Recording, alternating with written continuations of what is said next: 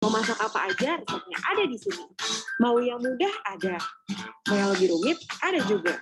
Mau masak apapun, cari resepnya, jadi Cookpad. Belakangan nanya anak dan suami mau dimasakin apa. Jawabnya terserah, apa aja. Jadi bingung lagi kan mau masak apa. Buka kulkas, lihat bahan, masih bingung. Habis kepikirannya bikin itu lagi. Ternyata di Cookpad bisa tinggal ketik aku punya bahan apa aja. Dan tada, keluar deh ide masaknya. Mau masak apapun, cari resepnya, jadi Cookpad.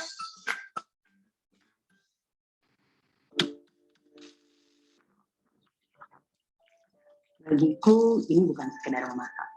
Juga bukan kegiatan untuk memenuhi tanggung jawab atau mengisi kekosongan hari. Tapi lebih dari itu, aku sadar bahwa memasak lebih dari sekedar menyiapkan hidangan untuk mengisi kekosongan perut.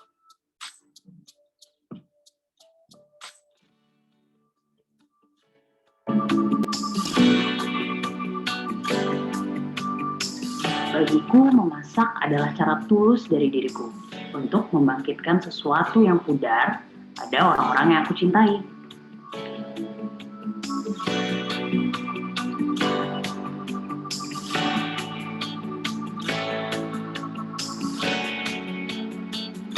Siapa yang menyangka kalau semangkuk hidangan bisa membangkitkan semangat yang patah?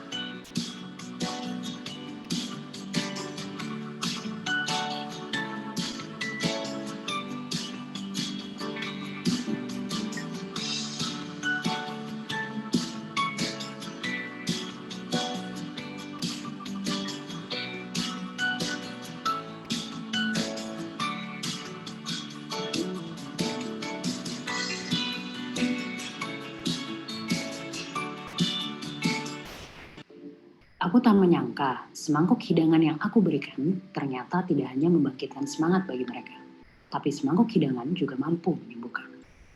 Menyembuhkan rasa putus asa menjadi rasa semangat yang baru. Menyembuhkan tangisan menjadi senyuman. Menyembuhkan ketakutan menjadi keberanian. Dan menyembuhkan harapan yang patah menjadi harapan baru. Bersama denganku, maukah kamu ikut membagikan semangkuk hidanganmu untuk membangkitkan harapan mereka yang sedang patah?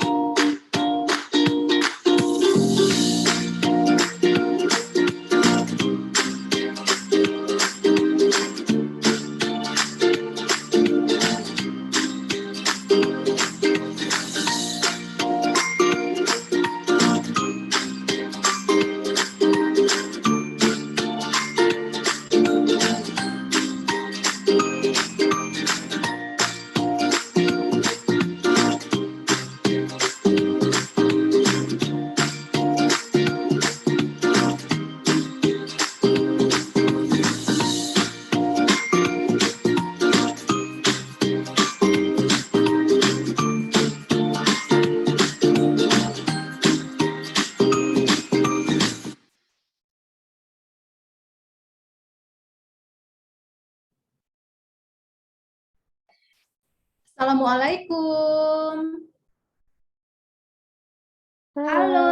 Halo, selamat sore. Selamat sore di daerah Jabodetabek dan mungkin sore menjelang malam ya untuk wilayah Indonesia bagian tengah dan timur. Apa kabar semua, teman-teman? Baik. Alhamdulillah. Gimana kemarin 17-annya? Seru? Seru terbatas, Mbak ya. Iya, kalau di daerah saya kita 17-annya masih online, Bu. Iya, sama. Sama Saya ya. juga upacaranya online lewat YouTube. Sama anak-anak juga, murid-murid saya juga upacara semua lewat YouTube. Iya, tapi alhamdulillah tetap semangat semua ya. Iya. Iya. Oke, terima kasih banyak. Udah hampir 100 orang nih kita mau join. Belum nyampe sih. Ayo, bentar lagi. Kita sambil nunggu teman-teman bergabung.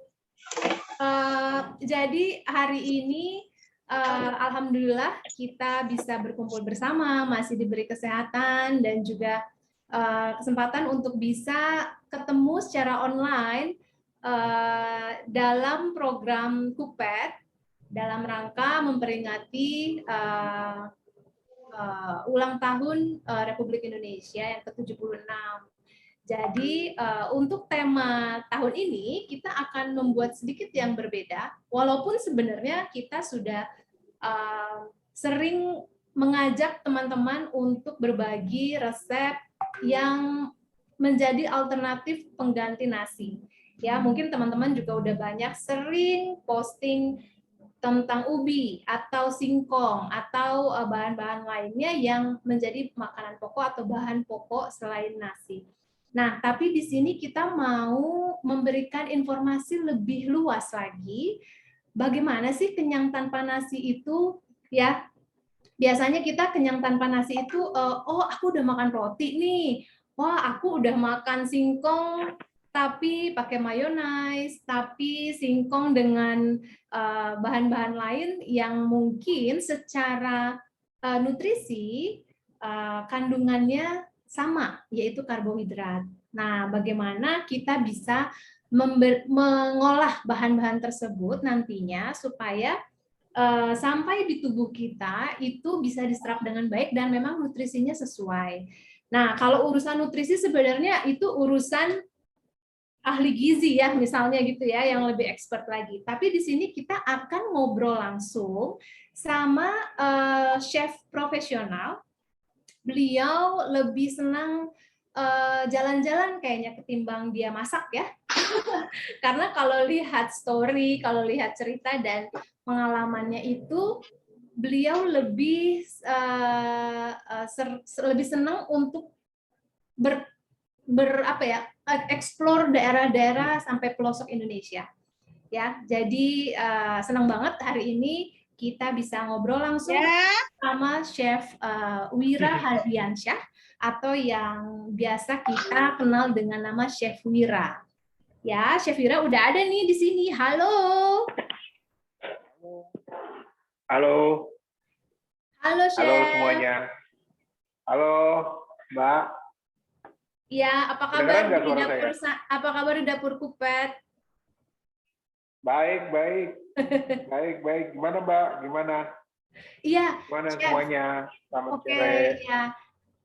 Baik teman-teman KUPEDers semua, ini adalah Chef Wira. Jadi sore ini Chef Wira akan bercerita atau akan membagikan pengalaman dan informasi tentang kenyang tanpa nasi.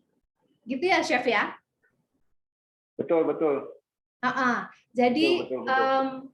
kenyang tanpa nasi, ya kita juga biasa sih untuk makan sesuatu yang ternyata aku bukan makan nasi kok, tapi udah kenyang. Tapi apakah sudah sesuai, ya kan? Lalu porsinya juga apakah sudah tepat dan kombinasi dari bahan-bahan itu juga benar gitu ya. Jangan sampai nanti kita makan segala sesuatunya, oke aku nggak makan nasi kok, tapi aku makan selain itu yang memang ternyata karbohidrat ketemu karbohidrat. Betul. Ya, oke. Kalau gitu kita langsung aja ya. Ini udah rame di list peserta kita. Jadi kita langsung aja, Chef silakan. Mungkin akan ada materi yang akan disampaikan ya? Ada beberapa materi yang ingin saya sosialisasikan. Oke. Terkait tentang kenyang tanpa nasi. Ya. Oke. Ya, silakan langsung aja, Chef. Selamat sore semuanya. Semoga dalam keadaan yang baik-baik saja, meskipun ya lagi keadaan pandemi gini, tetap ya kita harus masak. Ya. Sering banget orang mengkreasikan sesuatu tuh atau masak sesuatu tuh hanya tanpa melihat segala jenis bahan bakunya. Ya. Dulu kita mengenal dengan istilah 4 sehat 5 sempurna.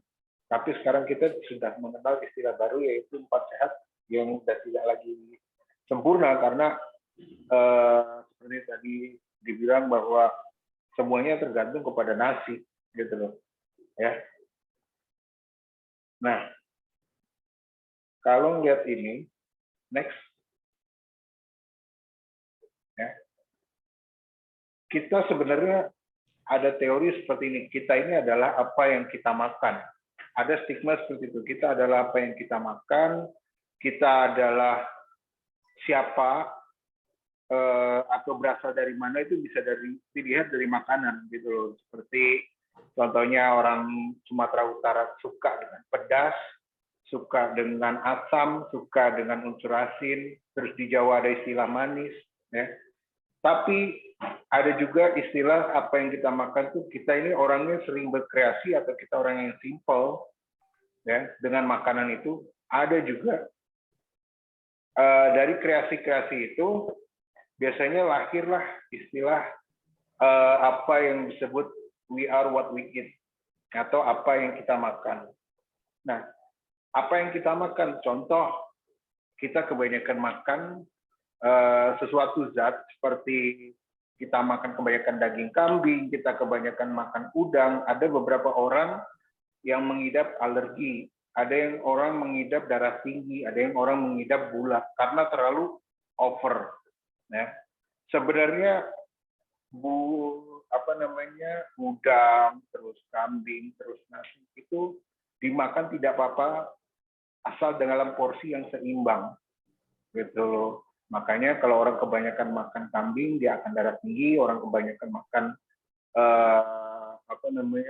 beras atau nasi dia akan mendapatkan penyakit diabetes atau akan mengakibatkan diabetes. Ya. Next, di sini ada namanya sering banget kita jumpai di pinggir jalan atau di kita lakukan sehari-hari, kita konsumsi sehari-hari. Dibilang salah juga tidak, tapi itu sedikit menjadi suatu unsur budaya. Budaya artinya sudah lama kita melakukan ini. Sebenarnya apa yang salah dari kita? Apakah ini salah? Di sini kita semua melihat gambar nasi uduk. Dalam seporsi nasi uduk ini ada bihun, ada kentang, ada nasi, gitu, ya, dan telur dadar dan sambal. Nasi. Dari sini kalau kita lihat sebenarnya apa yang salah, gitu. Bihun terbuat dari tepung beras, kentang, dan nasi. Jadi seperti ada 3 karbo melawan 1 protein, gitu, yaitu telur. Sini sayurnya di mana? Nggak ada. Gitu. Jadi gizinya kita itu kurang seimbang gitu loh. Nah, next. Padahal itu aku setiap hari makan kayaknya, Chef. Iya, jadi gini, belum lagi kalau ditambah perkedel. Kadang ada yang orang menambahkan perkedel kentang, kerupuk. Yang kerupuk sendiri ada beberapa kerupuk dibuat dari gluten, gitu ya. Nah, kalau kita lihat yang selanjutnya sama-sama nasi uduk, gini. Yang membedakannya di sini dia menambahkan sayur, menambahkan ayam, dia berkreasi menambahkan sayur. Sebenarnya nasi uduk yang pertama ini yang saya tunjukkan itu dan yang kedua ini ialah perbedaan nasi uduk sarapan dan nasi uduk malam, yaitu beda di lauknya.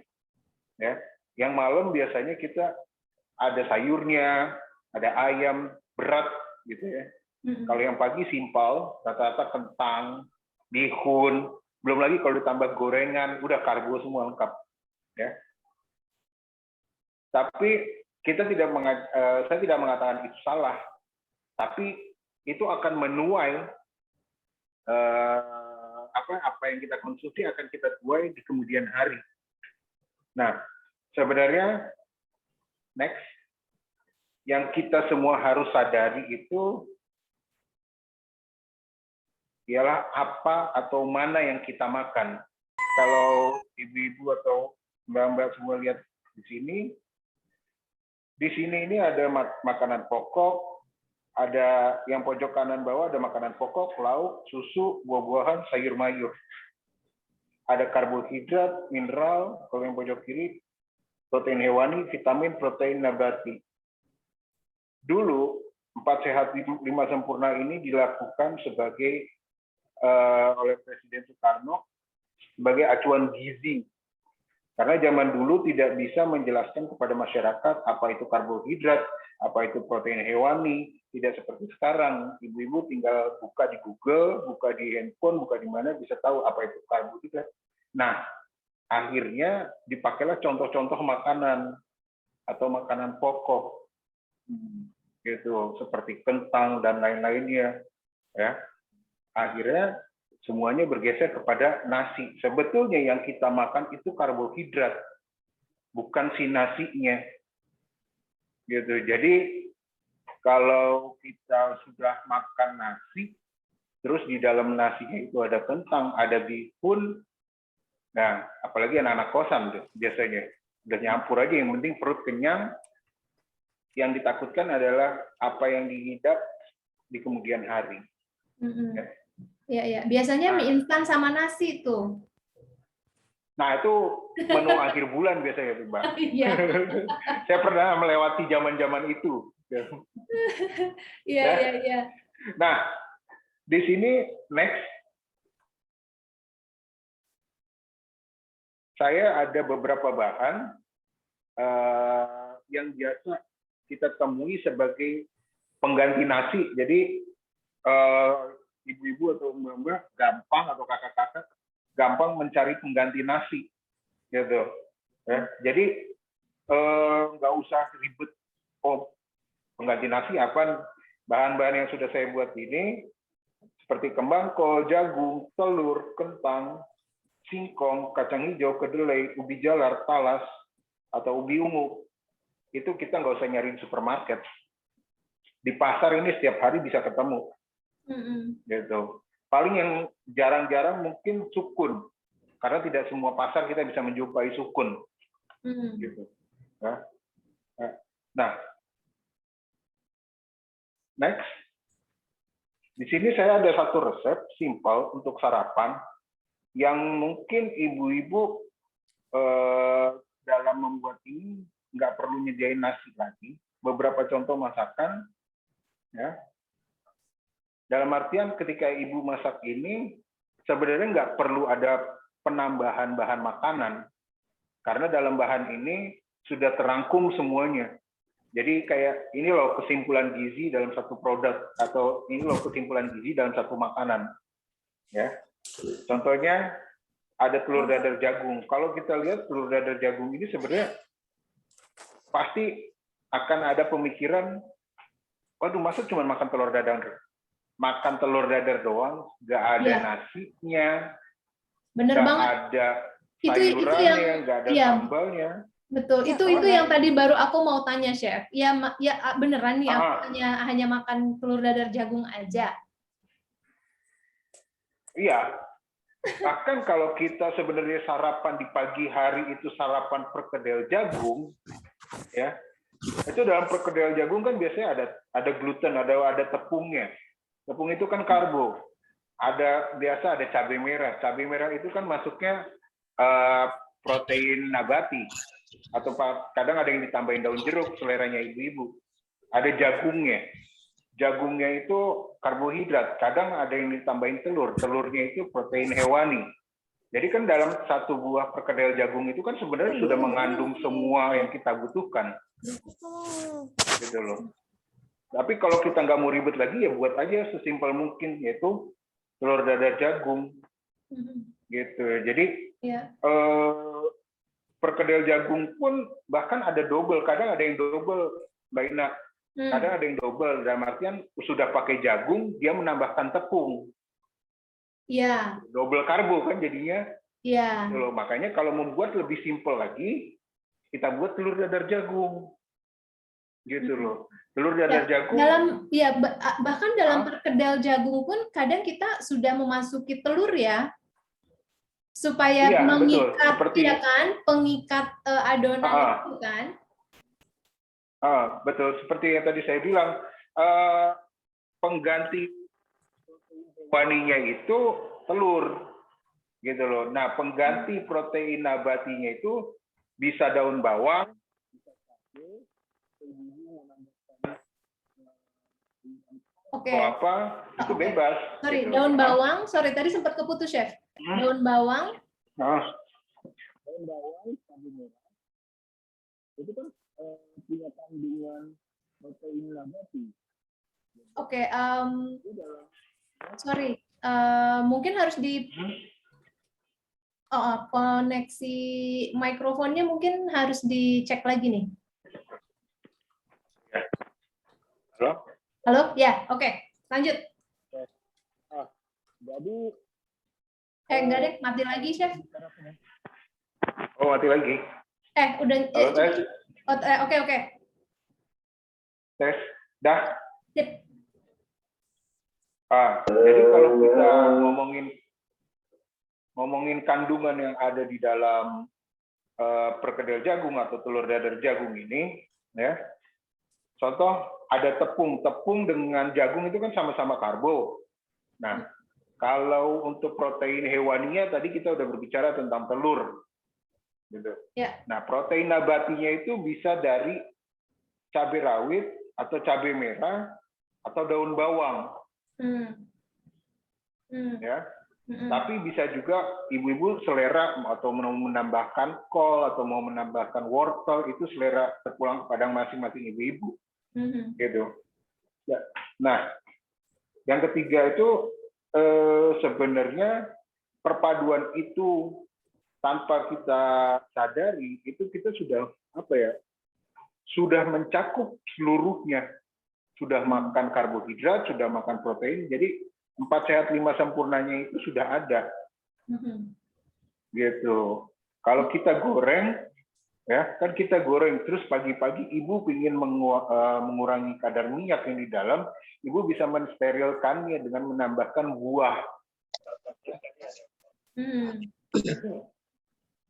Jadi sebenarnya satu buah gorengan telur dadar jagung atau perkedel jagung itu sudah mencakup semuanya, gitu loh. Kalau untuk sarapan, ya. Nah, next, ya. Next. Gado-gado. Ya. Ya. Nah, gado-gado ini terpulang kepada masing-masing daerah ya. Berkreasinya. Tapi yang slide-nya mundur satu kayaknya harusnya. Kecepatan. Slide-nya kecepatan ya. Kayaknya yang slide-nya udah lapar nih kayaknya nih. Boleh mundur, slide-nya boleh mundur ke gado-gado. Boleh, slide-nya. Oh, kecepatan malah. Yang slide gado-gado. Bentar ya, Chef. Oke, sambil nunggu, Chef. Oke, sambil nunggu. Nah, berarti apakah yang saya makan selama ini salah? Maksudnya aku makan nasi dengan ayam misalnya gitu kan. Tapi kayaknya kalau sebagai aku lahir di Indonesia, kayaknya gorengan itu harus ada gitu loh. Gorengannya akhirnya masuknya perkedel jagung, perkedel kentang. Nah, perkedel kentang tuh kan, kentang udah jelas tuh. Betul. Nah, boleh nggak minta saran? Gimana caranya supaya aku bisa membiasakan diri untuk tahu bahwa ini udah cukup loh gitu. Nggak usah ditambah-tambahin lagi gitu.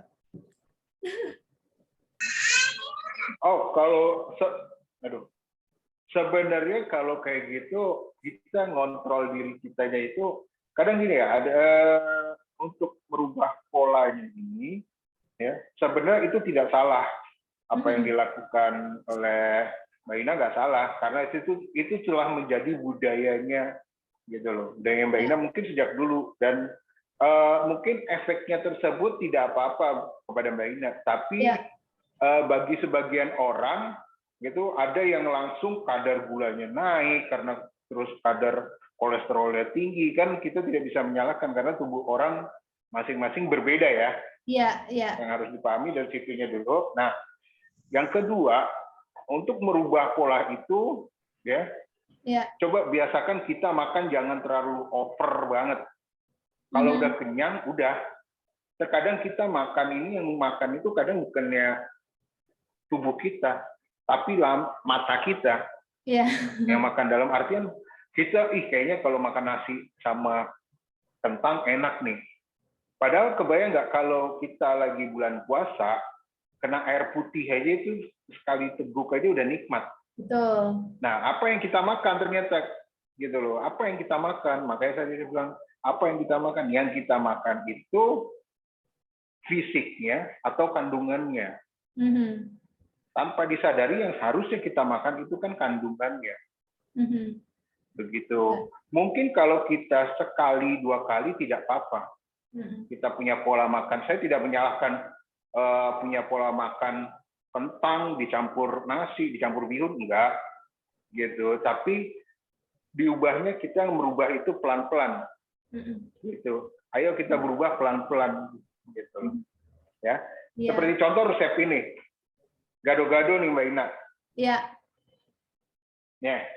Kalau kita lihat resepnya ini kan ada kol, protein nabati, ada bayam rebus, ada tahu kuning, ada jagung, ada kentang rebus, ada kacang panjang, ada telur rebus, kerupuk, bawang goreng. Ya. Di sini kalau kita lihat ya ada sebagian yang nambahin toge. Kenapa saya nggak nambahin toge? Karena toge itu kan dari kacang. Di sini ada tahu kuning juga, sama. Tahu kan dari kacang. Terus ada kacang. Terus kan apa namanya? Sambal gado-gado ini kan dari kacang. Ya, sausnya lipat-lipat. Betul. Nah, di sini ada tahu, ada namanya jagung, ada jagung rebus, ya, yang udah dipipil, ada kentang rebus. Ya, ini aja udah double ya. Kalau kita perhatiin udah double karbohidrat.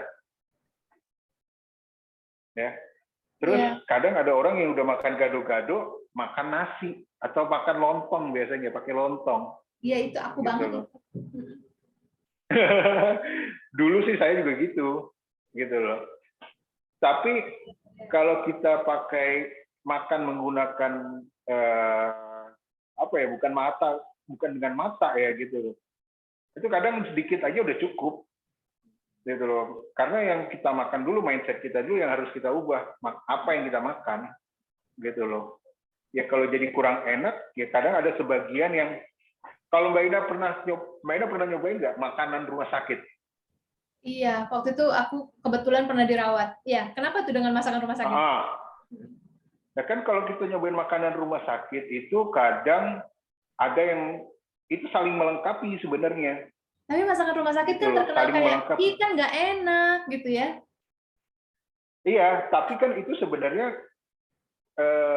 saling melengkapi, gitu. Saling melengkapi dalam artian si nasinya atau kadang si sayur sopnya dia hambar karena nyari rasa asinnya dari masakan ini, gitu loh. Jadi biasanya kan biasanya kalau di masakan rumah sakit itu kan ada nasi. Ada proteinnya, bisa dari daging cincang misalnya gitu. Betul. Ya. Terus sayurnya itu sayur bening. Betul. Dan buah, biasanya begitu. Betul. Iya, betul. Tapi untuk dari rasa memang itulah kenapa disebut masakan rumah sakit, kadang rasanya kurang nikmat karena sebenarnya dia menghitung apa yang diperlukan untuk tubuh si pasien. Jadi untuk garamnya si kuahnya mungkin habis. Asinnya itu dari si lauknya. Gitu. Dia ngejar asinnya dari si lauknya. Nah, untuk gulanya, kandungan gulanya juga seperti itu. Gitu. Gulanya dari buah ya? Rumah sakit. Betul, gulanya dari buah gitu. Nah, nasi bukannya dilarang atau tidak harus nasi, tidak. Tapi jumlahnya nasi itu dalam sehari yang harus kita kontrol. Gitu, jangan pagi udah nasi, siang nasi, malam nasi. Iya. Ya, Pokoknya udah gitu Magicom aku nyala terus aja. Iya, sehingga kan jadi ada pemikiran nggak ada nasi ya, gitu loh. Iya, Ya. iya, iya. Oke, ini Nah, sambil bacain. jadi Oke, aku sambil bacain komen juga ya. Soalnya lucu komennya Iya. kayaknya sesuai dengan pengalaman pribadi masing-masing deh. Iya, boleh. Apa Bu? Ada yang sebentar. Salam kenal semuanya. Ya, tadi ada yang punya pohon sukun di depan rumahnya. Jadi nggak masalah ya, sukun udah bisa panen setiap saat tuh kayaknya. Terus ada ini, tadi kita lagi bahas soal sayurnya disambel, Chef, katanya gitu. Sayurnya disambel. Oh, tadi kita lagi bahas soal itu ya. Oke. Soal apa namanya? Gorengan tuh. Terus sebentar. Perkedel jagung makannya pakai nasi jadi triple karbo. Makanan waktu kos nih, bikin omelet jagung, kasih sayuran, wortel dan daun bawang, kasih telur, udah cukup buat sarapan irit dan sehat. Ih, bener pas banget nih berarti Mbak Eli nih.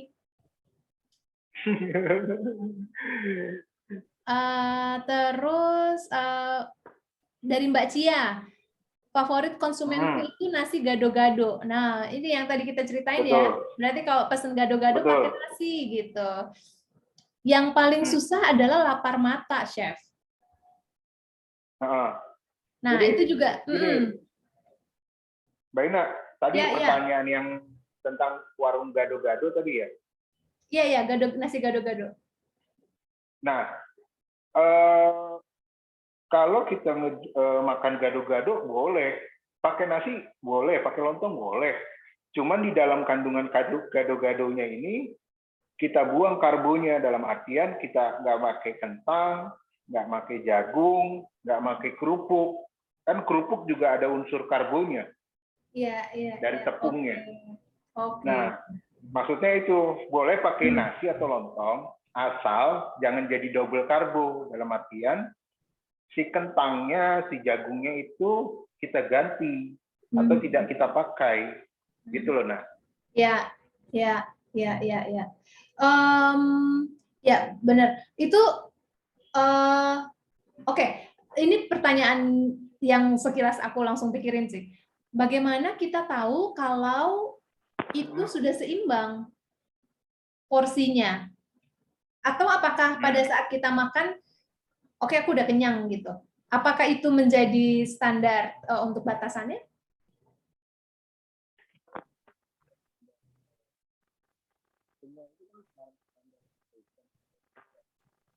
Halo, Chef.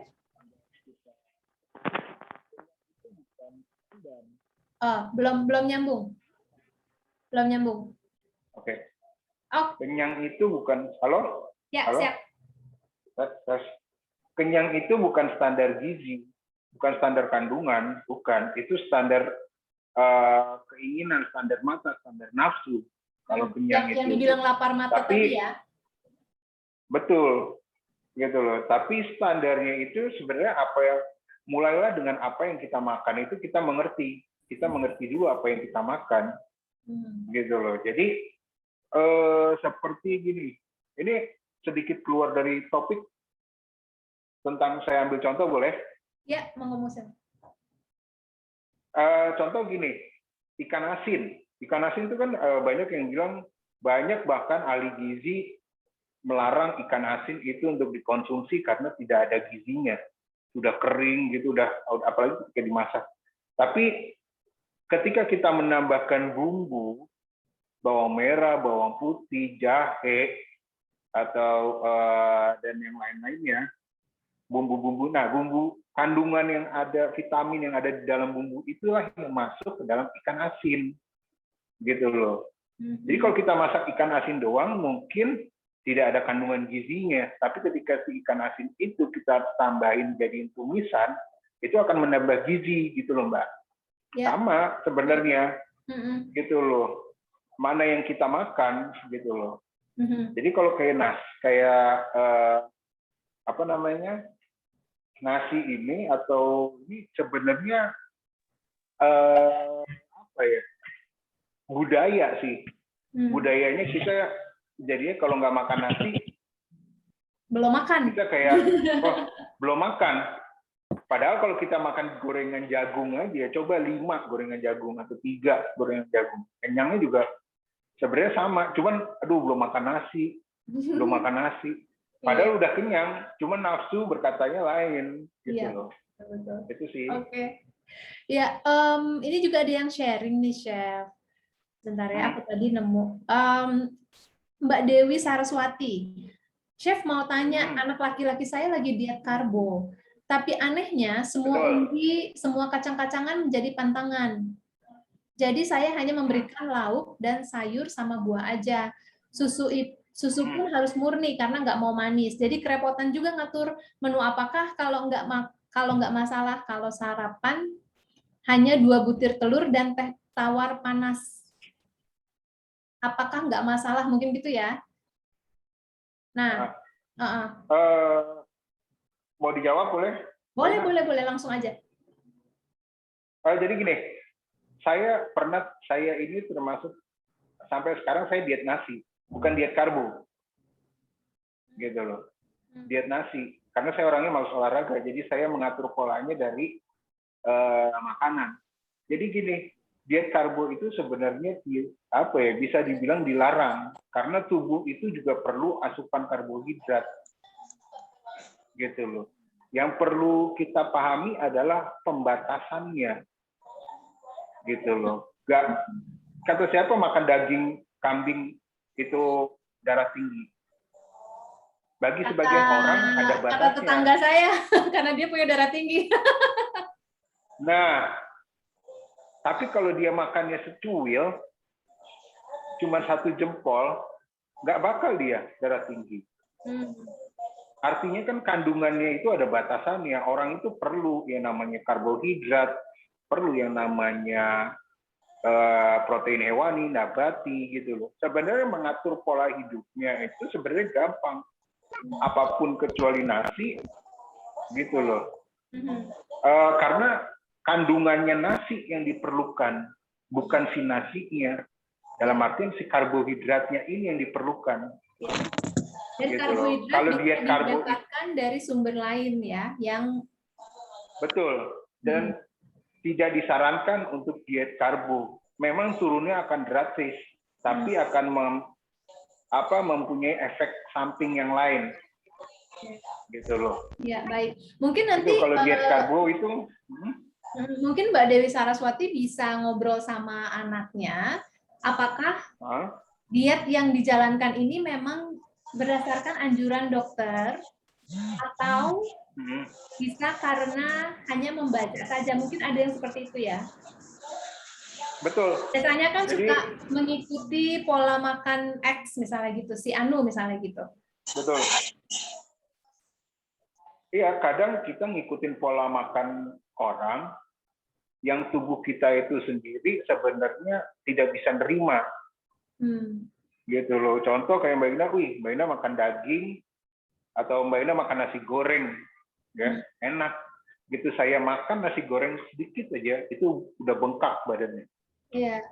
Gitu loh. Karena kandungan gizinya atau kandungan karbonya itu berbeda, atau itu akan menyangkutnya nanti dengan yang namanya bukan imun, tapi seperti, aduh kok saya lupa namanya, kayak Mbak Ina makan sedikit, tapi bisa jadi tetap slim. Saya makan dikit, makan banyak atau makan ini tetap gemuk, tetap tinggi. Gitu loh. Metabolisme tubuhnya ya.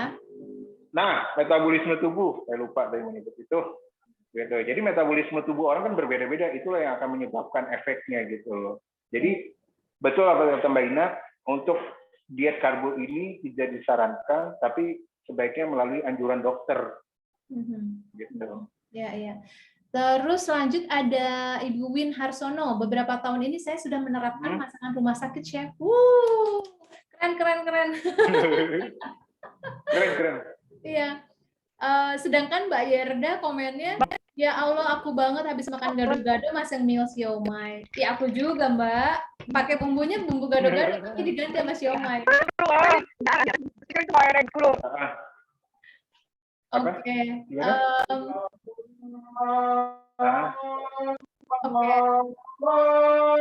Sebentar. Oke, sudah di-mute ya. Oke. Nah, bagaimana jika misalnya kita sudah menghitung kalori masing-masing makanan sesuai dengan kebutuhan harian berbanding dengan berat badan yang sekarang lagi hits banget itu. Nah, itu gimana tuh? Apakah Chef ada pengalaman soal itu? Ada. Saya belajar dari diri saya aja, ya. Kalau pagi saya sudah makan nasi, udah seharian itu saya nggak akan makan nasi. Saya akan makan yang lain kecuali nasi, gitu loh. Jadi saya akan tetap makan karbo, tapi hanya sekali semuanya. Jadi kalau contoh pagi saya sudah makan nasi, siang saya akan makan kentang, malam saya akan makan roti, gitu. Atau sebaliknya, siang saya akan makan nasi, malam dan pagi saya tidak makan nasi, gitu. Jadi biasa kayak, oh tadi udah makan nasi, oh tadi udah makan ini, gitu loh. Kadang kita lupa, sebenarnya ada salah satu pendapat dari ahli gizi, asalkan seimbang, karena ada batasnya. Sebenarnya itu ada batasnya gitu loh. Ya batasnya yang mengerti tubuh kita itu sendiri, gitu loh. Semuanya itu diperlukan karbohidrat, yang mengerti itu siapa ya, kita sendiri, gitu loh. Batas-batasnya itu, oh contoh gini, seharusnya kita mengkonsumsi 1 kilogram makanan per hari. Kadang kita suka lebih dari 1 kilogram, gitu loh. Makanya kalau sebenarnya karena nggak berlaku di Indonesia, selama kita masih lapar, mau apa aja itu kita nggak ada jam ayo makan, aja. Ya? Iya, nggak ada jam makan. Orang kita habis makan nasi aja bisa di tengah jalan makan mie ayam. Gitu.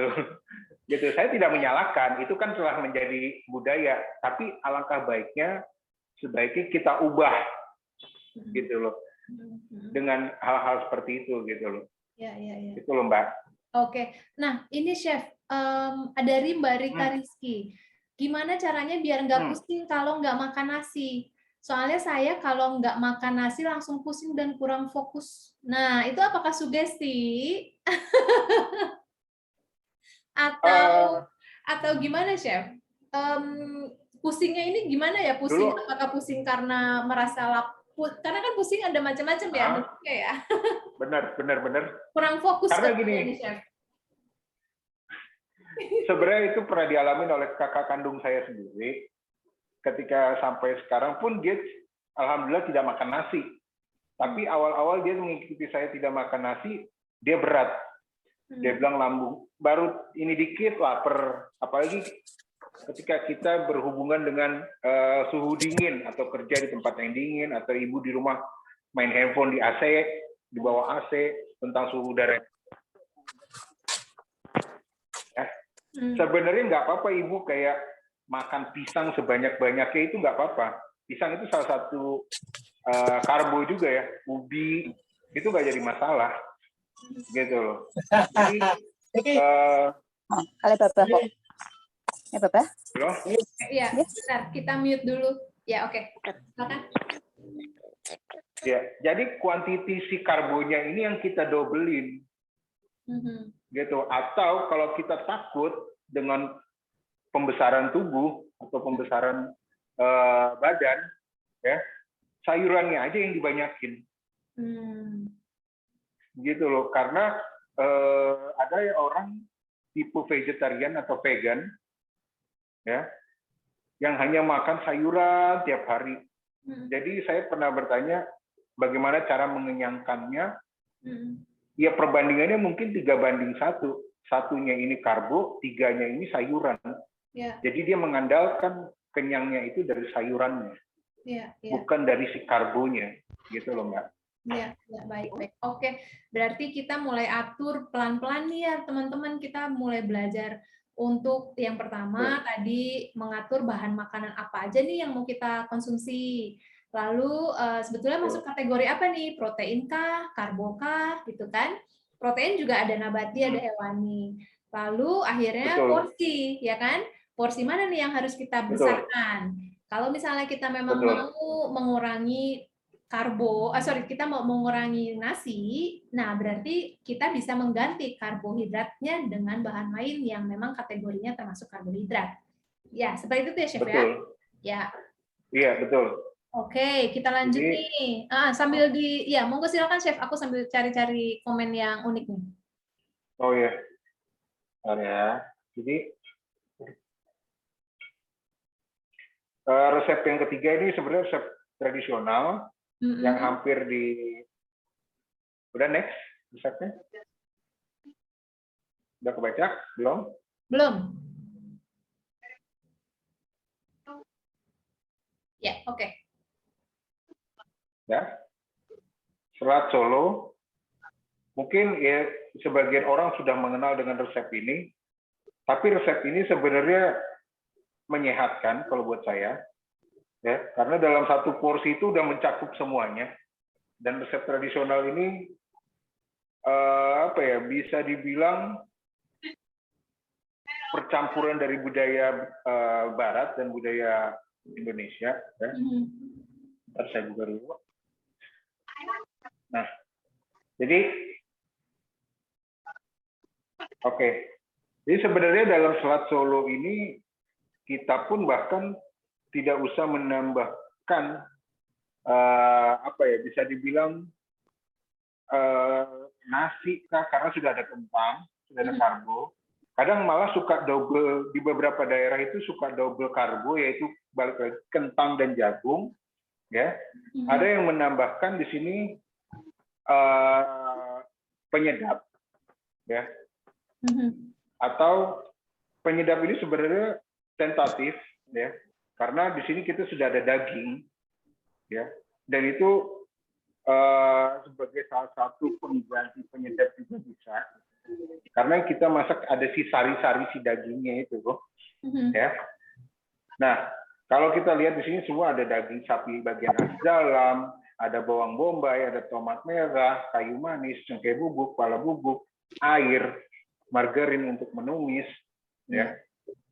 Di sini udah mencakup, ada mineralnya, gitu loh. Ketika kita buat ini sebenarnya yang dari bahan-bahan ini seperti resep semur. Iya, Gitu loh. Basicnya Selat Solo itu ialah semur tapi komplit. Ada kentangnya, ada ininya. Betul. Nah, di beberapa warung di Surabaya, kalau kita mesen Selat Solo tuh ya udah sepiring itu, gitu loh, sepiring Selat Solo.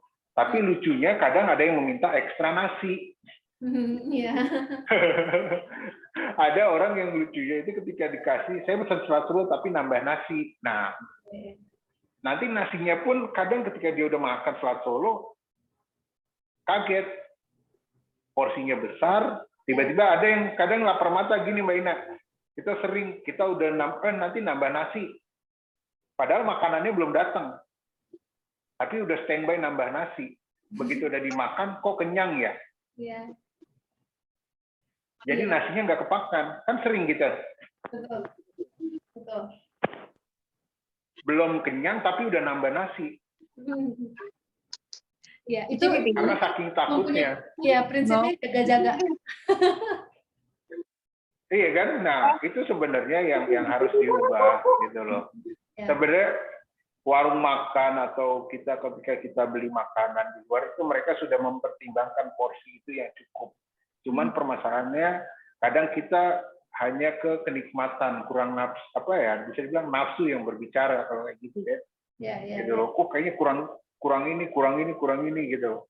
Iya. Nah, makanya kalau kita lihat masakan ini, sebenarnya kalau kita udah masak seperti 3 masakan ini, Mbak Ina, kita nggak usah masak yang lain.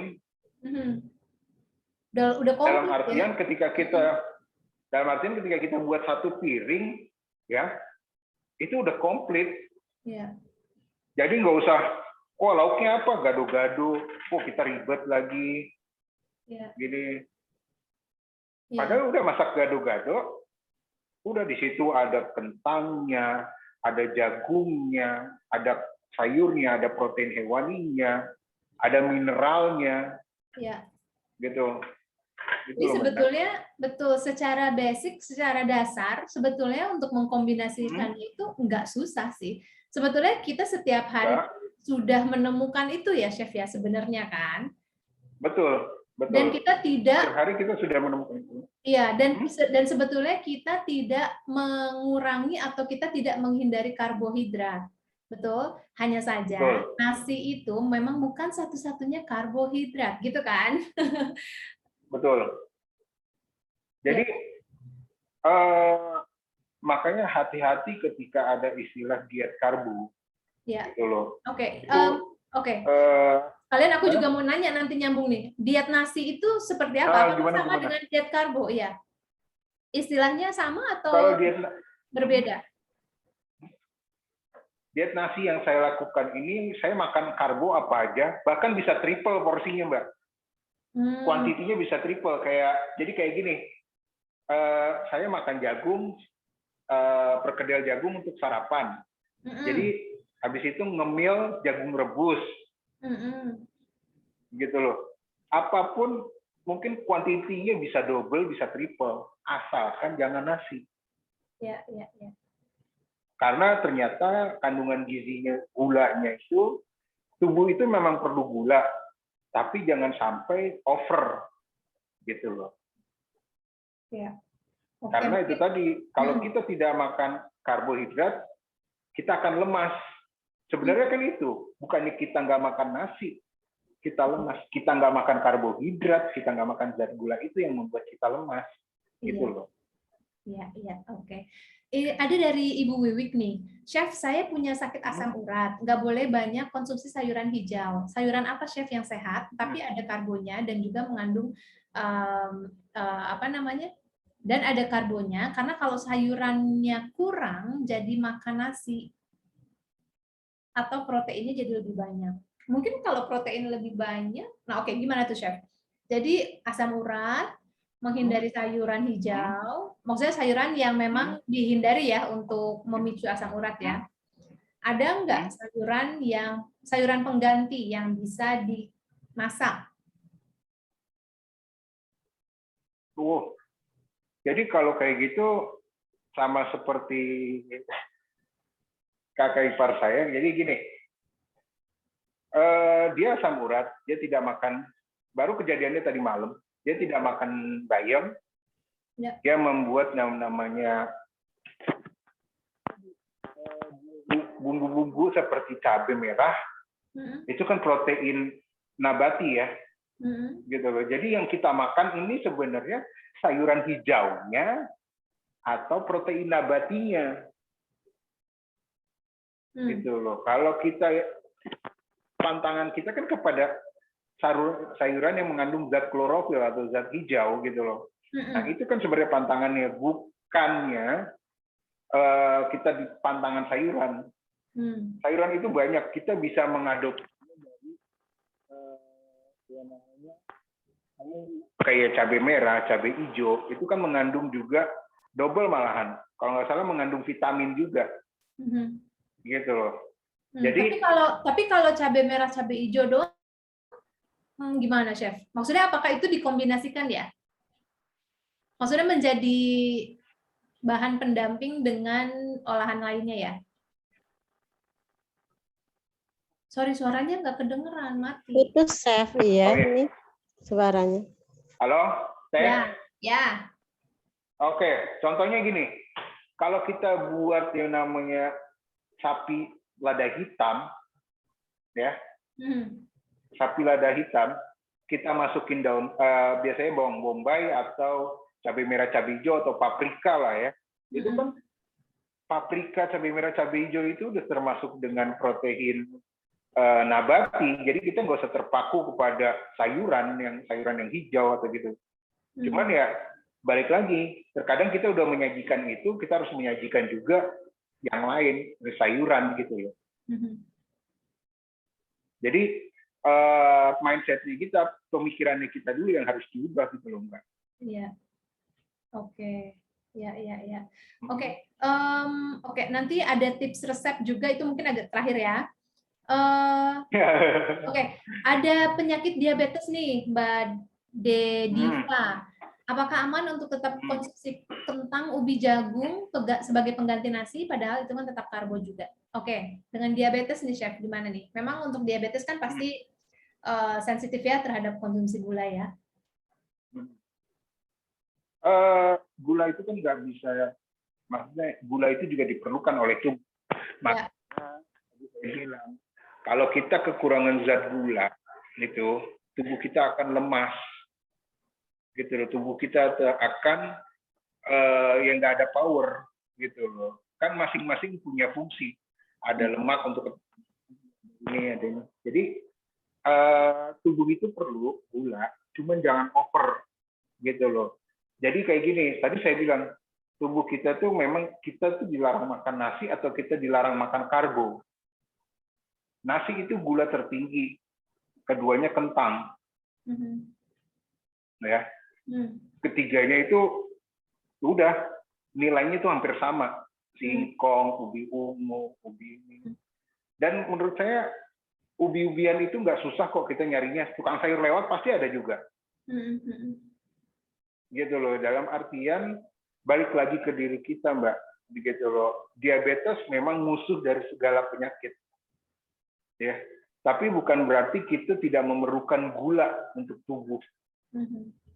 So kita ganti dengan gula yang lebih rendah, gitu loh. Iya. Oke. Iya. Oke. Tadi pertanyaan ini udah dibahas belum ya? Perbedaan diet nasi dan diet karbo. Iya, kalau diet nasi itu sama atau beda nggak sih? Sebenarnya diet nasi atau diet karbo beda, Mbak. Kalau diet karbo dia tidak mengkonsumsi semua karbo, gitu loh. Kalau diet nasi itu dia hanya tidak makan nasi. Kalau diet nasi dia masih boleh makan mie, ya. Dia boleh makan mie, dia boleh makan gluten, ya. Dia boleh makan gluten itu tepung-tepungan ya. Dia boleh makan sagu, dia boleh makan singkong, kentang, talas, wah macam-macam dah. Tapi kalau diet karbo itu resiko kita liver, ginjal kita bermasalah, terus kita gampang lemah. Memang sih turunnya berat badannya drastis ya? Dietnya ampuh, drastis. Cuman efek samping dari dietnya itu yang harus siap-siap merogoh kocek lebih dalam. Oh tidak. dan berisiko terhadap penyakit lainnya justru malah ya? Iya, kalau kita bilang gula itu musuh daripada penyakit, diabetes musuhnya daripada penyakit. Nah, gula itu tadi, kita kekurangan gula juga bakal menumbuhkan banyak penyakit. Gitu loh. Jadi sebenarnya saya lebih prefer, saya pribadi, tubuh saya lebih prefer dengan yang namanya zero nasi atau diet nasi. Gitu loh. Tapi saya tetap mengkonsumsi karbo, gitu. Iya. Oke. Tadi pengganti nasi apa saja ya? Nah itu dia. Yang mengandung karbohidrat semua bisa kita konsumsi karena kalau tadi saya coba mengutip ya untuk cerita dari Chef bahwa tubuh kita memang butuh semua unsur nutrisi ya, karbohidrat, protein, mineral, dan lain-lain ya. Tapi memang nasi ini secara kandungan gizinya gulanya paling tinggi di antara sekian banyak bahan pokok yang kita konsumsi. Jadi di sini kita berusaha untuk memberikan alternatif makanan pengganti nasi. Contohnya apa aja tadi, Chef? Ada kentang ya, Chef ya. Ada ubi, singkong, jagung, kacang hijau, kedelai. Tapi kadang ada yang gini loh Mbak Ina. Kadang ada yang salah persepsi gini. Saya udah nggak makan nasi, tapi gula saya tinggi. Kadang mereka lupa dengan bihun, dengan kue yang berbahan dasar tepung beras. Tepung beras ya. Loh kan beras sama nasi kan sama kan? Iya. Oh, Chef saya udah nggak makan nasi seminggu, tapi kok gula saya naik. Ya tiap hari ngemil Nagasari, gitu. Tiap hari, ya kan, tiap malam saya nggak makan nasi. Makannya apa? Bihun goreng. Oh, kalau nah, shirataki itu kan sama aja gitu. Enggak, berbeda. Kalau shirataki kan salah satu sumber makanan pengganti nasi. Oke, berarti bisa gitu. Ya direkomendasikan ya? Bisa. Bahkan beras merah pun bisa. Oke, beras merah, Gitu. beras organik. Karena kandungan yang nggak usah organik, pokoknya beras merah pun nggak apa-apa. Karena kandungannya tidak tinggi tapi tidak setinggi beras putih. Beras putih. Oke, sekarang kan udah banyak ya variasi berasnya, ada beras merah, beras hitam, ya. Bahkan ada juga yang disebut dengan kacang-kacangan ya, Chef? Ada, gitu loh. Ada yang udah bermain dengan gimana ya? Ada yang bahkan kalau dulu kita ngomongin kacang-kacangan, setiap kita ke Posyandu pasti dapat bubur kacang hijau, pepaya, sama telur. Itu udah pengganti sarapan anak kecil zaman dulu. Iya. Gitu loh. Jadi kenapa zaman dulu? Kenapa bukannya dibeli nasi itu? Ini masa anak kecil makan nasi? Berarti kan sudah berpikir bahwa kandungan yang bagus itu kacang hijau ketimbang nasi. Iya. Oke, iya betul Mbak Feni Fristi tadi udah sempat disampaikan ya oleh Chef. Jadi beras merah itu juga bisa direkomendasikan ya, karena kandungan gulanya tidak sebombastis beras putih. Setinggi nasi. Ya, tidak setinggi nasi putih ya. Sebentar, yuk kita. Kalau ubi jalar kukus, walaupun rasanya manis, porsinya boleh banyak nggak, Chef? Boleh, gitu. Ubi cilembu, tuh yang lebih manis enak banget ya. Itu, ya. Ya kan, itu udah manis kan. Cuman kan permasalahannya kadang Mbak Ina, kadang kita pergi ke suatu tempat, kita habis makan nasi, ya, terus ngelihat ubi cilembu di pinggir jalan kita beli, kita lupa, kita habis makan nasi, kita habis makan karbo, cemilannya ubi. Gitu loh. Sebenarnya makan ubi banyak-banyak pun nggak masalah. Ubi itu kandungan gulanya kecil. Yang kedua, kalau zaman dulu itu setelah kita makan nasi, makan karbohidrat yang banyak over, ya, itu kita beraktivitas. Kalau sekarang kan enggak, kadang-kadang mayoritas. Iya, karena kondisi udah habis makan, kenyang, iya. Lagi pandemi kayak gini apalagi kita nggak bisa kemana-mana kadang kan gitu loh, ada sebagian tempat daerah yang tidak bisa kemana-mana, udah habis makan nasi, habis makan ini udah diem ngumpul semuanya kan gitu loh. Ya, oke, ini ada pendapat dari Mbak Eli Suryani dan cukup menarik ya, Chef boleh nanya ya, diet nasi itu sebetulnya apa memang semata karena bahayanya nasi atau lebih ke upaya mengurangi ketergantungan kita pada nasi atau beras menuju ketahanan pangan kita, dan apakah perlunya diversifikasi bahan pokok kita ya? Soalnya nasi kan memang bagus, memang bagus sebetulnya, namun agak tinggi kadar serat kasarnya, kecuali tinggi gulanya tadi. Oke, nah menurut Chef gimana untuk diet nasi itu? Apakah ada? Apakah punya pendapat? Berarti saya akan bicara tentang geografis ya. Jadi gini, padi yang bagus itu awalnya itu kenapa sih harus ada padi yang bagus itu ya? Padi yang tanamnya itu tumbuhnya itu 2 kali setahun. ya, 2 kali setahun. Tapi saking ketergantungannya sama beras, kita akhirnya sampai impor, sampai apa gitu, sampai kita kayak itu tadi, kita nggak makan nasi. Jadi padahal kita punya bahan yang sebenarnya kadarnya itu sama kayak, bahkan lebih bagus dari nasi gitu loh. Ketergantungan terhadap beras itu sebenarnya yang buat kita jadi lemah gitu loh. Kita kalau nggak ada nasi, ya itu tadi, nggak ada nasi bingung.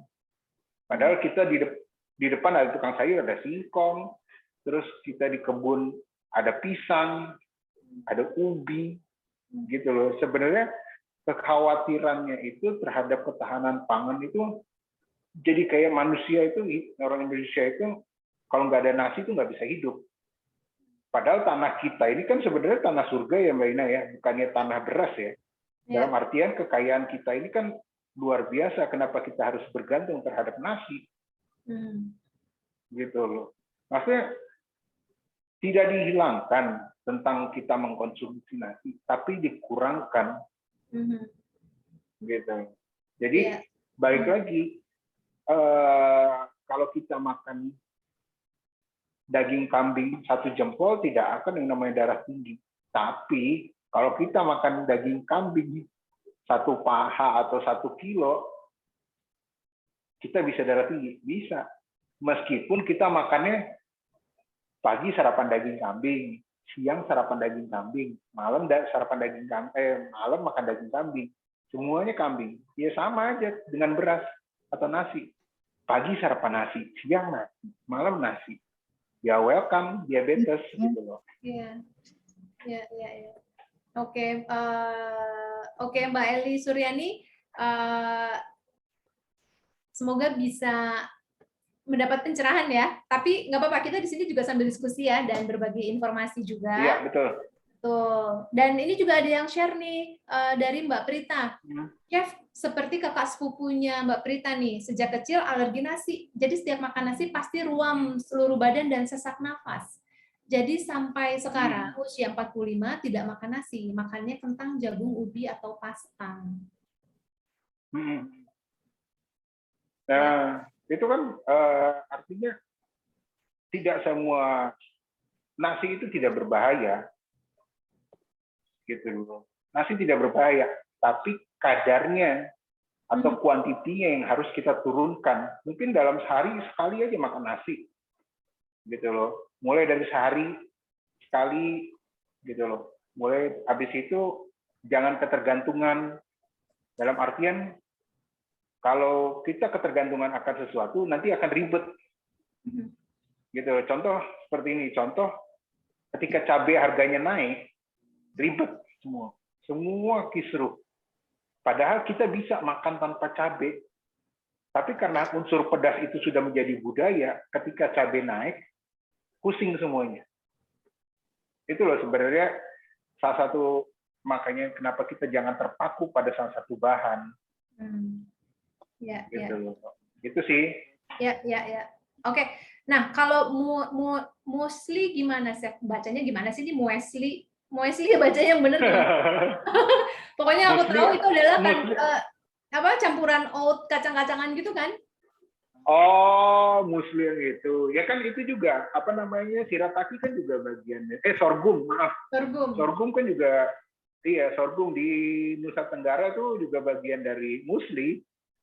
Gitu loh. Jadi bahkan di sana ada yang ngebuat namanya sorghum goreng.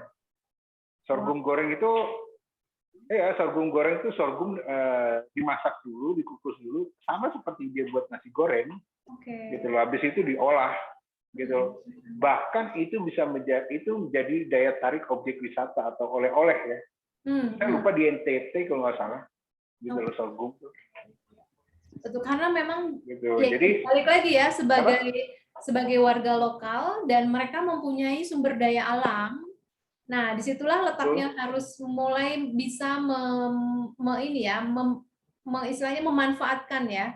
Dan akhirnya bagi masyarakat yang tinggal di luar daerah tersebut bisa tahu bahwa hey, di sana tuh ada ini loh gitu yang menjadi khas daerah tersebut.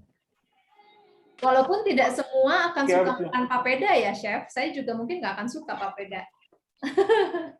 Iya, karena beda budaya Ya, gitu loh. Beda budaya. Jadi yang kita dikasih papeda nggak suka, tapi dikasih kue rangi suka. dikasih apa, sorry? Kue ranginya kue Kue rangi. kue rangi Betawi. Iya. Kue rangi Betawi yang sagu, bukan yang kan kue ada kue rangi ada dua, ada yang dari tepung beras dan kelapa, ada yang sagu dan kelapa, beda budaya ya. Iya. Nah, Tapi dikasih itu kue itu kamu makan enak. gitu ya? Iya. Iya. Nah makanya tadi saya bilang Mbak Ina, kita diet nasi, tapi saya makan bihun, saya makan kue nagasari, saya makan bubur sumsum. Ya kan, kalau kita lihat ya bahan bakunya dari apa gitu loh. Jadi banyak yang harus kita cermati. Kalau kita cuma diet nasi, tapi nggak melihat makanan selain nasinya, itu yang akan jadi bingung. Iya. Jadi kayak kita diet nasi tapi percuma ngelakuinnya. Iya, betul. Gitu loh. Ya, memang mungkin buat kita yang awam ya, yang udah terbiasa gitu ya makan nasi gitu. Hal ini mungkin akan terlihat, aduh ribet banget ya gitu kan. Kita harus merhatiin, aduh ini mau makan ini bahan dasarnya apa ya gitu kan. Tapi mungkin pelan-pelan ya, sambil kita juga belajar untuk menelaah makanan yang kita makan, mungkin gitu ya Chef ya. Mengandung apa Iya, bahan tersebut. Jadi gini, kita nih kalau udah kena, baru kita khawatir dengan apa yang kita makan. Selama kita belum kena di sini ya kita udah penyakit, udah dokter yang melarang, baru kita, oh saya tidak boleh makan ini, saya tidak boleh makan ini. Nah, dari situ kan kita tahu sebenarnya. Gitu loh. Kenapa nggak dari awal kita sebelum kita ngecek ke dokter, kita melakukan pencegahan dini dengan apa yang kita makan gitu loh Mbak Ina maksudnya. Betul pencegahan Gitu. dini. Oke. Iya, kalau dokter yang ngomong pasti didengar. Pasti didengar. Soalnya kayaknya udah mentok banget nih Chef kalau udah ketemu dokter artinya. Ya. Iya kan berarti kita bisa mencegah itu gitu loh. Kita bisa mencegah itu dari sekarang gitu loh. Iya. Oke. Karena kalau udah ketemu dokter tantangannya lebih banyak. Tantangannya lebih banyak. Iya. Oke. Ini banyak banget nih yang ngasih komentar ya. Aku mungkin harus pilih ya. Untuk kita waktu juga udah 1 jam, kita masih punya 30 menit lagi ke depan karena Chef juga nanti bakal sharing sama kita soal salah satu menu tadi ya Chef ya. Terus ini nih, kalau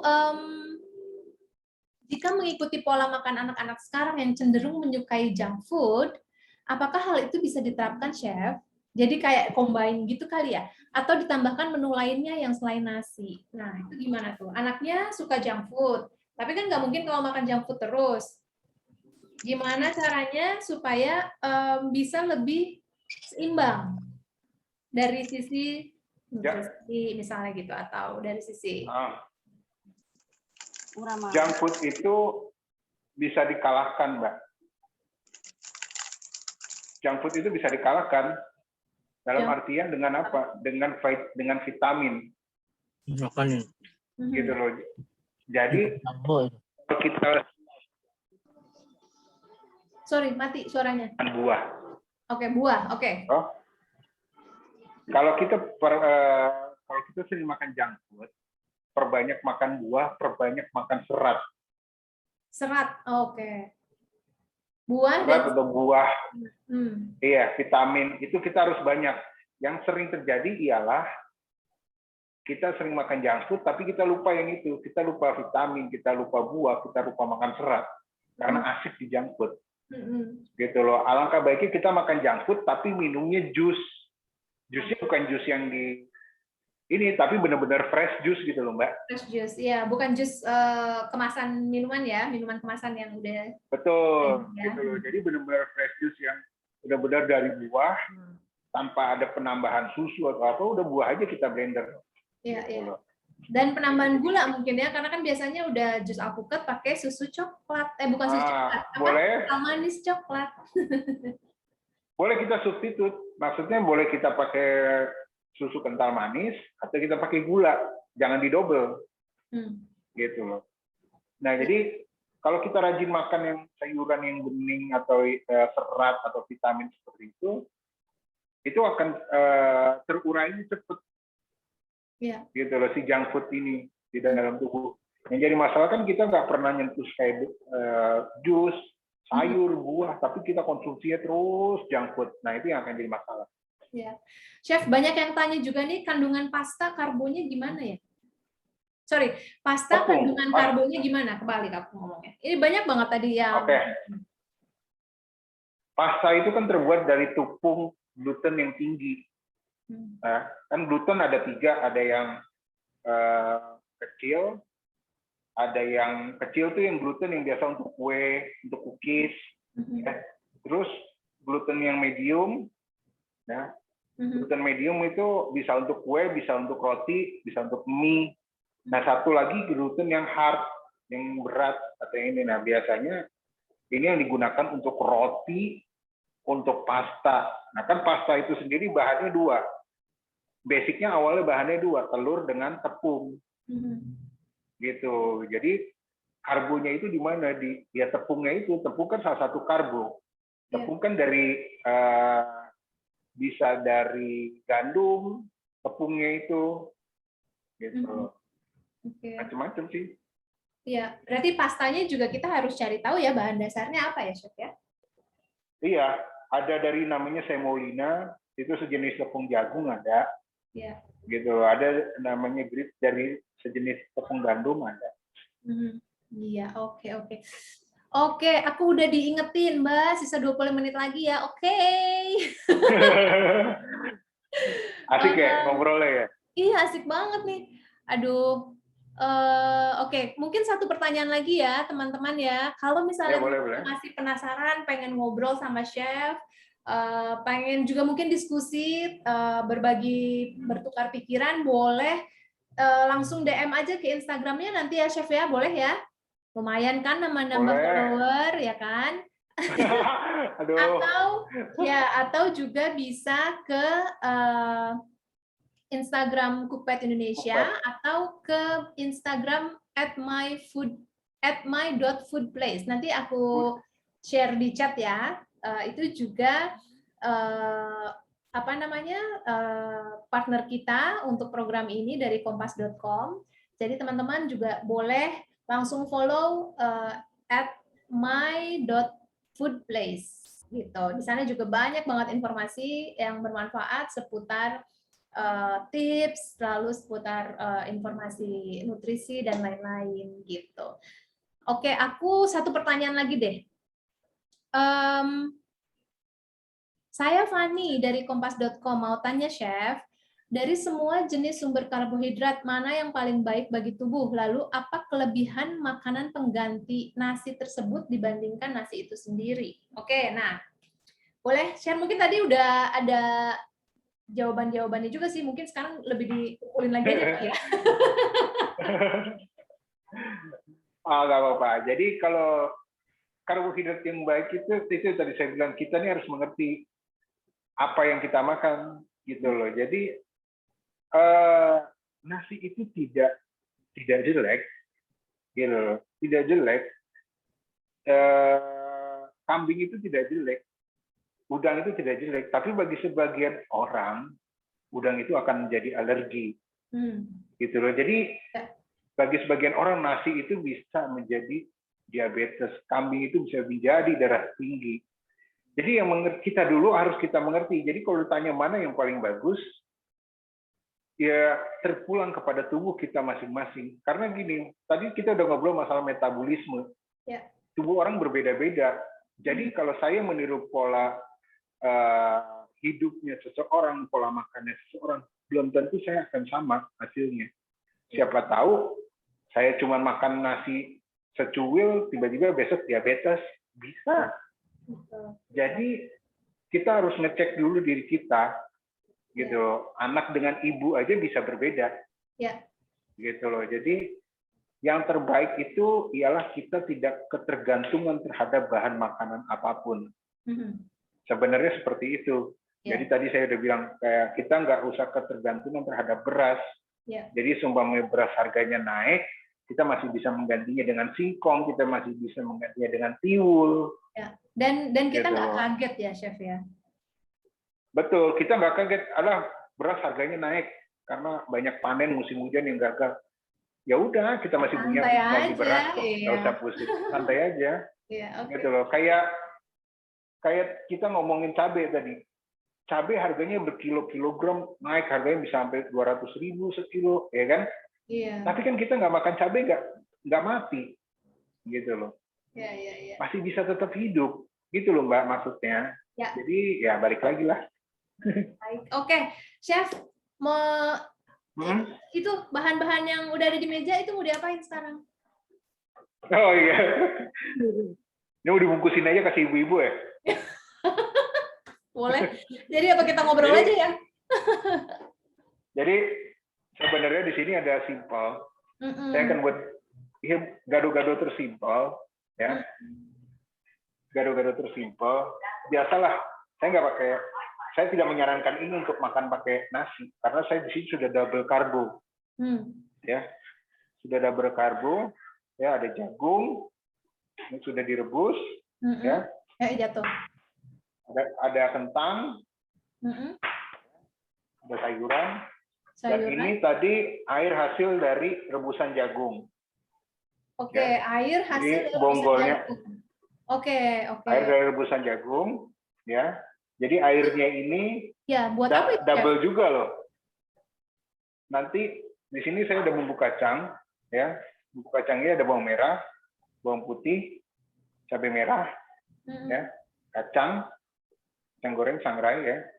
Jadi udah digoreng, disangrai, di blender atau ditumbuk sampai halus semuanya. Ya. Ya. Jadi baru disimpan. Caranya gitu, ya. Tapi terserah ibu-ibu mau pakai buat masak itu berkreasi sebisa ini mungkin. Cuman yang harus diperhatikan itu ialah kandungannya. Ya. Kalau ibu lihat kandungannya ini semua, ya, itu tidak harus menggunakan nasi. Ya. Ya. Nggak ada dagingnya, ada. Ini kita punya telur. Gitu ya. Kenapa nggak pakai kerupuk? Kenapa? Untuk gado-gado ini. Karena kan enak. Karena kita punya karena kita sudah punya double karbohidrat. Ya, kita punya double karbohidrat. Bahkan airnya ini mengandung karbohidrat. Kok mengandung karbohidrat dari mana? Karena ini berasal dari bonggolnya jagung. Air rebusan jagung tadi ya, Chef? Betul. Ini dagingnya, ini air bonggolnya. Oke. Nah, biasanya Betul, airnya itu ya udah dibuang, Chef, kalau saya. Sebenarnya brokoli, terus kembang kol, terus namanya jagung, itu kandungan aroma, flavor, rasa itu lebih banyak sebenarnya di bonggolnya. Pusatnya kan bonggolnya itu. Iya. Oke. Gitu. Oke, next time akan aku manfaatkan. Jadi kasarnya ini Mbak Ina ini seperti ngebuat kaldu jagung sendiri. Iya, betul. Walaupun tadi juga jagung kita pakai apa-apa kan ya? Iya, ini saya beli jagung di pasar udah utuh, udah saya bagi dua airnya gitu loh. Iya. Airnya, ya.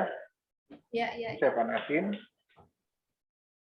Jadi sebenarnya masak itu nggak usah ribet. Harus ini. Nggak. Karena dari beberapa daerah saya kunjungin itu Indonesia ini salah satu negara terkaya tentang makanan ya. Saking kayanya tidak ada aturan. Gitu loh, tidak ada aturan. Nggak ada aturannya. Jadi, gimana ibu maksudnya? mau dalam artian gini, kita punya pakem, ya kita punya benang merah, tapi tidak ada, harus harus pakai jagung, harus pakai ini, harus pakai ini. Oke. Iya. Gitu loh. Kalau satu contohnya, apakah yang namanya gudeg harus pakai nangka? Enggak kan. Apakah yang namanya lawar harus pakai daging B2? Enggak. Kan itu nama masakan, bukan nama bahan. Gitu loh. Kayak gini, gado-gado. Apakah gado-gado harus pakai lontong? Enggak. Gitu loh. Gado-gado kan nama makanan, bukan nama bahan. Iya, iya. Lontong itu kan salah satu bahan untuk membuat gado-gado. Gitu loh. Iya, iya. Gitu ya. Di sini saya panasin kaldunya.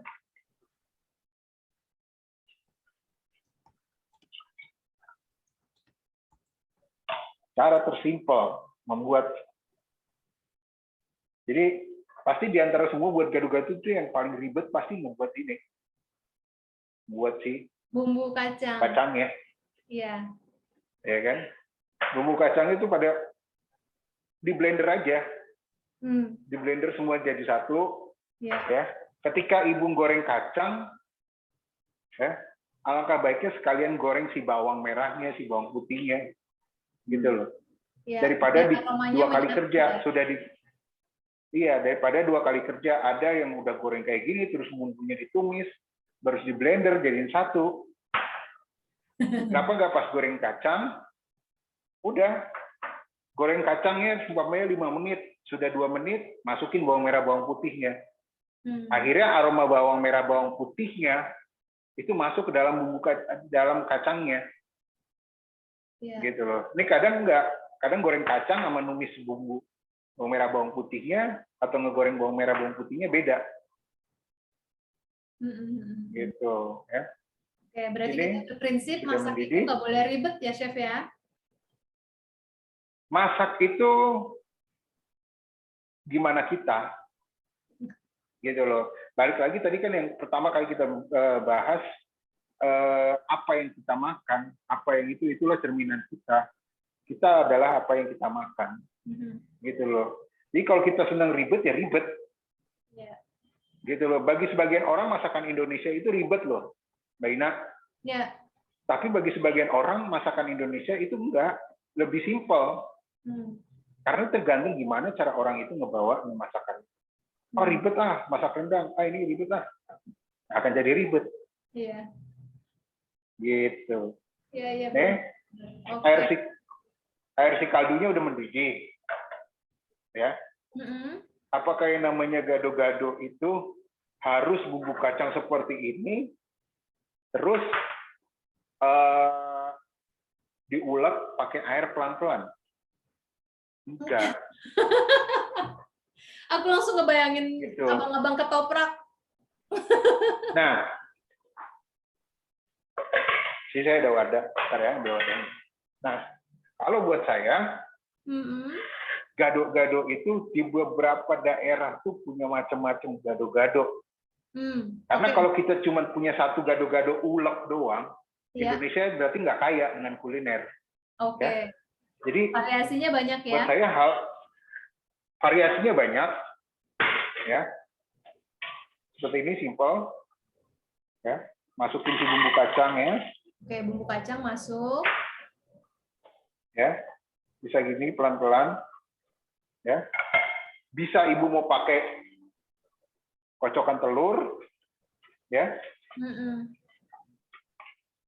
Kalau ibu mau cepet lagi, aduh saya nggak mau ribet ah, pakai kocokan telur, ibu bisa pakai blender, ya, bisa pakai mixer, ya, banyak banget, gitu loh. Jadi nggak ada pakemnya, gitu. Buat saya orang yang Indonesia ini belum pernah, kalau dia menyalahkan satu resep orang lain belum pernah jalan-jalan sih, Mbak Ina. Menyalahkan resep orang lain dalam artian, waduh aku pakai resep X nih, oh ternyata kok aneh ya rasanya atau gagal ya gitu ya? Iya, jadi dia belum pernah jalan-jalan bahwa Indonesia itu negara yang kaya, gitu loh. Ya, kalau kita ngerasa,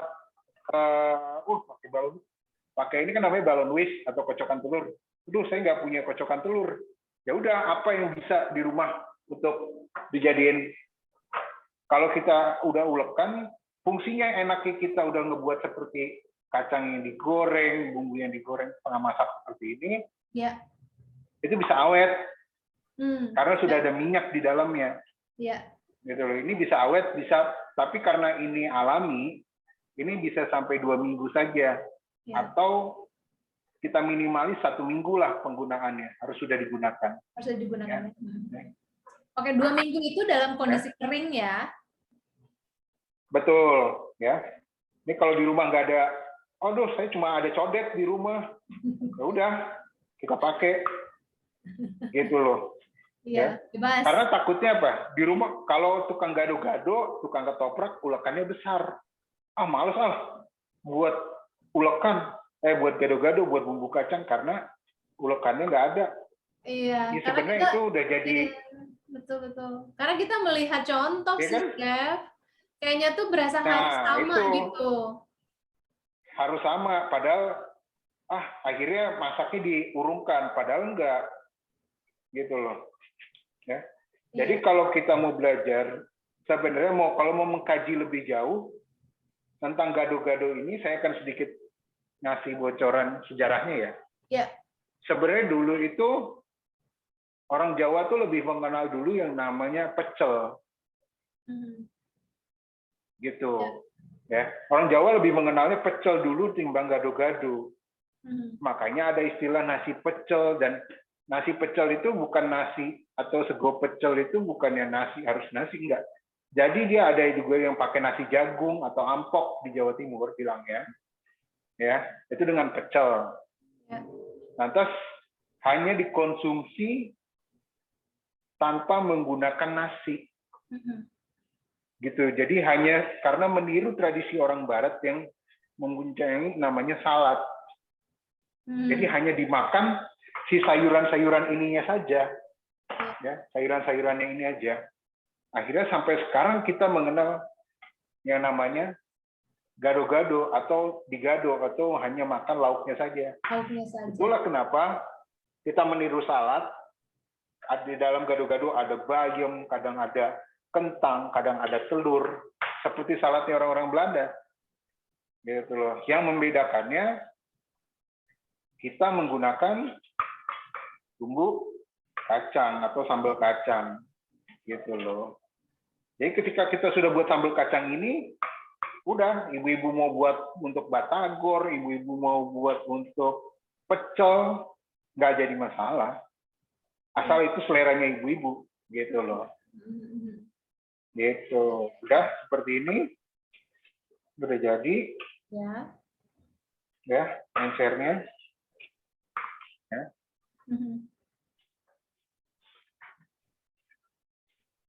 Jadi masak nggak ada yang susah.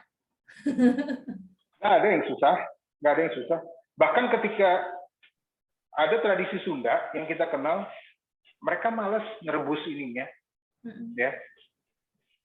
Kecuali jagung dan kentang, mereka malas ngerebus sayurannya. Mereka mengenali dengan istilah karedok, atau ya kan? Iya. Karedok itu tidak dimasak. Iya. Sayurannya mentah tapi dengan bumbu kacang. Iya. Begitu juga dengan urap. Urap ada orang yang tidak suka direbus, mereka membuat terancam.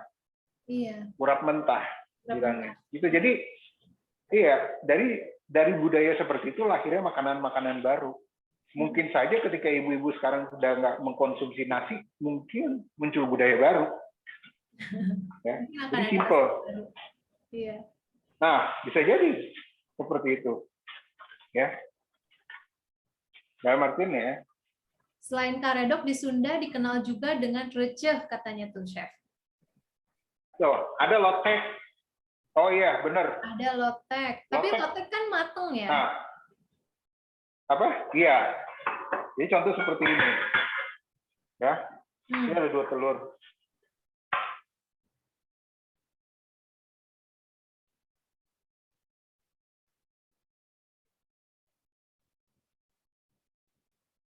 Ya. Ibu-ibu mau taruh di bawahnya. Seperti ini, ya. Baru di sini ada bayam. Ya. Sini ada kol, ya. Terus ada kacang panjang, ya. Ada tahu, Terus ada jagung. Ya. Kentang.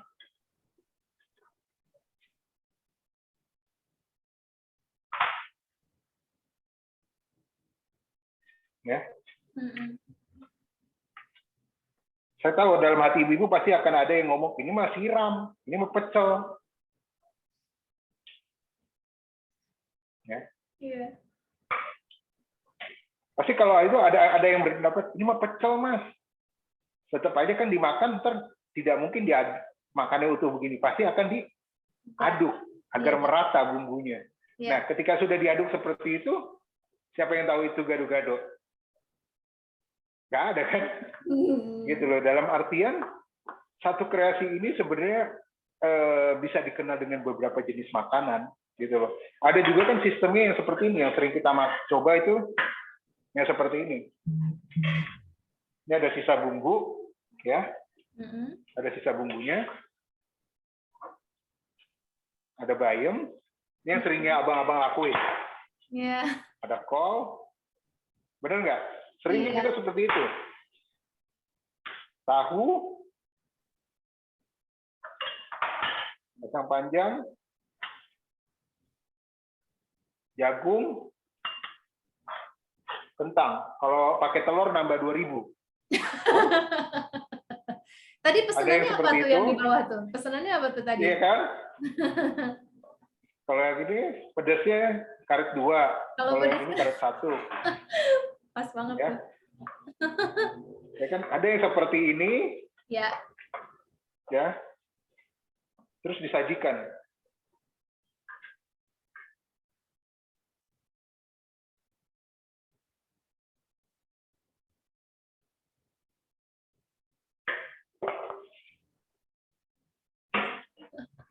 Baru dikasih telur. Iya, Atau iya Mbak tadi Lilik, nambah telur. soalnya chefnya ini nggak komersil Mbak Lilik, jadi nambah 2.000 aja katanya. Murah meriah. Murah meriah. Ya kan? Tuh, dalam artian ini sama-sama gado-gado. Iya. Gitu loh. Jadi kalau ini diaduk ya akan hasilnya seperti ini. Jadi bukan ini pecel. Gitu Iya. loh, karena pecel zaman dulu itu dimakan dengan nasi. Gitu loh, makanya ada nasi pecel istilahnya atau pecel picuk. Itu pasti dimakan dengan nasi. Kalau gado-gado hanya dimakan seperti salad. Iya, oke. So dalam artian sebenarnya satu piring ini sudah ada karbonya, sudah ada protein hewaninya, sudah ada protein nabatinya. Nabatinya, betul. Gitu loh. Ya, Jadi sudah mencakup sama jagung. betul. Makanya mulai biasakan makan satu porsi gini lengkap. Iya. Gitu loh. Ya, oke, iya. Mungkin ada lagi? Ini lebih kepada minta saran aja sih, Chef. Chef, Gimana? kalau gado-gadonya versi Chef nggak pakai asam jawa and gula ya? Apa? Gado-gadonya nggak pakai yang asam tadi, jawa. itu tadi saya bilang, tidak semua Indonesia itu tidak punya pakem. Kenapa saya bilang tidak punya pakem, tapi punya benang merah. Benang merahnya dari gado-gado ini ialah cuma makan gado. Artinya apa? Artinya tanpa nasi. Gitu loh sebenarnya. Tanpa nasi. Kadang kita nasi itu kan malah ditanya sama abang-abangnya. Bang, mau pakai nasi apa enggak? Artinya apa? Gado-gado itu sendiri sebenarnya kan tidak dijual dengan nasi. Gitu loh. Ya. Nah, terus kalau permasalahan asam itu bahan. Seperti tadi saya sudah bilang, permasalahannya itu bukan rendang itu harus sapi, bukan. Rendang itu bisa ayam. Gitu. Rendang itu kan nama makanan, gado-gado itu nama makanan, bukan nama bahan. Betul, nama makanan gitu loh, bukan nama bahan. Gitu. Oke, Chef Wira, ini kita pengen ngobrol panjang kali lebar kali tinggi sebetulnya ini, dan teman-teman di sini juga bilang waktunya kurang katanya, padahal kita udah 1,5 jam ya. Oke, jadi mungkin teman-teman kita harus batasi waktu untuk kita ngobrol-ngobrol kali ini, karena kalau enggak bisa sampai maghrib kita ngobrol sama Chef Wira. Asik banget ngobrolnya karena beliau juga memang sering traveling ya, jadi informasi tentang masakan daerah, tentang budaya di tempat di masing-masing daerah itu bisa sampai malam nih kita cerita nih. Tapi mungkin nanti lain waktu kita bisa ngobrol-ngobrol lagi ya Chef ya.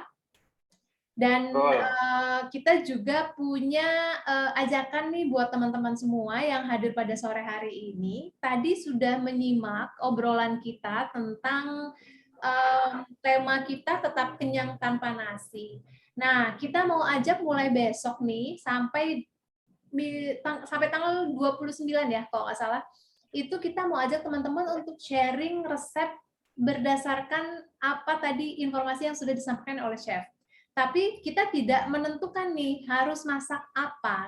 Teman-teman silakan berkreasi sesuai dengan selera dan mungkin juga ide yang muncul pada saat teman-teman memasak. Sambil teman-teman ceritakan ceritanya di kolom cerita di balik resep ya.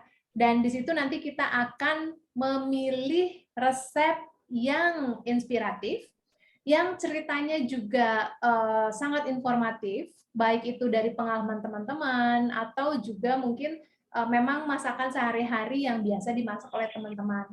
Nanti di akhir periode kita akan memilih 3 resep terbaik.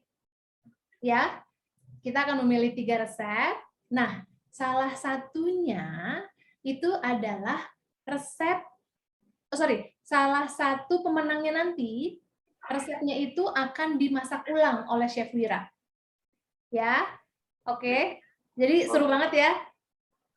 Teman-teman mungkin bisa berkreasi, bisa sharing tentang masakan-masakan yang sesuai dengan topik kita pada sore hari ini.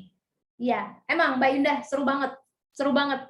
Kita juga nggak sabar pengen lihat seperti apa. Baina, jadi aku mewakili Baina, aku mewakili peserta nih. Jadi maksudnya mereka berkreasi kan dalam satu piring nih udah ada karbonya, udah ada sayurannya ya gitu ya, atau gimana? Pengganti nasinya? Iya, jadi boleh tadi misalnya telur dadar jagung, ya kan? Nah, di situ kan sudah lengkap mengandung apa aja sih mengandung apa aja sih resep ini. Nah, itu bisa diceritakan di cerita di balik resepnya. Jadi kita bisa tahu kenapa teman-teman memasak resep ini dan kenapa memilih bahan-bahan ini. Seperti itu. Jadi nanti kita akan mengkurasi, kita akan menyortir, menyeleksi resep-resep yang sesuai dengan tema. Lalu nanti salah satunya akan dimasak ulang oleh Chef Wira. Ya, jadi bisa dimasak ulangnya nanti mungkin bisa kejutan nih, apakah nanti Chef Wira bakal mengkombinasikan menjadi sesuatu resep yang baru misalnya gitu. Apa? Belum tahu nanti. Kan kita mau milih nanti resepnya. Dalam satu piring sudah lengkap chef gizinya. Betul sekali Mbak Eli. Jadi satu piring sudah lengkap gizinya, tapi mungkin lebih ke dalam satu piring itu lebih natural aja gitu ya chef ya. Jadi nggak usah yang wow banget gitu isinya, nggak usah. Yang biasa-biasa aja. Yang biasa teman-teman masak di rumah. Gitu. Oke, nanti lebih lengkapnya akan diinfokan oleh Mamah Kupet. Ya, Mamah Kupet nanti akan kirim surat cinta seperti biasa ke akun Kupet teman-teman semua. Jadi dicek aja nanti kotak masuknya. Nanti lihat bagaimana cara ikutannya dan bagaimana supaya bisa terpilih resepnya. Lumayan kan dimasak sama Chef Wira, kapan lagi?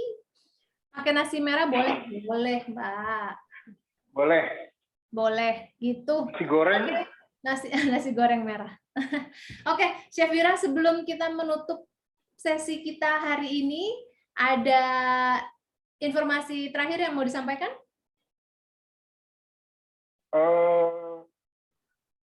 Buat saya tanah kita ini tanah surga ya, jadi bukan tanah beras. Jadi kita nggak usah takut nggak ada beras, kita nggak makan. Ini Indonesia, bukannya toko beras gitu loh. Kita masih bisa, kita masih kaya dengan bahan lokal lainnya gitu sebagai pengganti beras. Oke. Udah itu aja. Gitu aja ya. Oke, dan semoga kita semakin mencintai tanah air Indonesia ini karena kaya akan sumber daya alamnya yang justru malah dilirik oleh negara lain ya. Justru negara lain tuh pengen banget tuh punya kayak kita tuh. Oke, kalau gitu teman-teman terima kasih banyak sore ini sudah bergabung bersama kami selama 1,5 jam. Dan program ini merupakan kolaborasi antara Kupet dengan Kompas.com yang diwakili oleh akun sosialnya @my.foodplace. Jadi teman-teman boleh silakan follow ke akunnya Kompas.com dan jangan lupa selalu pantengin akun Instagram Kupet_Indonesia karena informasinya banyak banget di sana. Dan sekarang kita lagi ada tema Merdeka kalau nggak salah ya. Nah coba dicek aja deh di sana. Gitu. Jadi nanti kita akan ketemu lagi setelah periode challenge-nya berakhir ya. Nanti ada informasi kapan sesi selanjutnya bersama Chef Wira. Dan tentunya bersama pemenang dari challenge Tetap Kenyang Tanpa Nasi. Oke, jangan lupa hashtag-nya itu ya.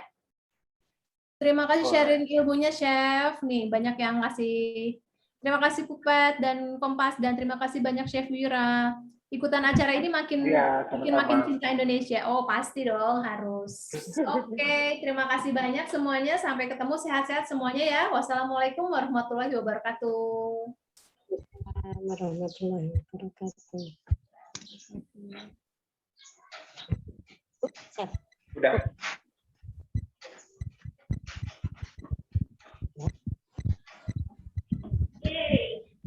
Kameranya belum mati.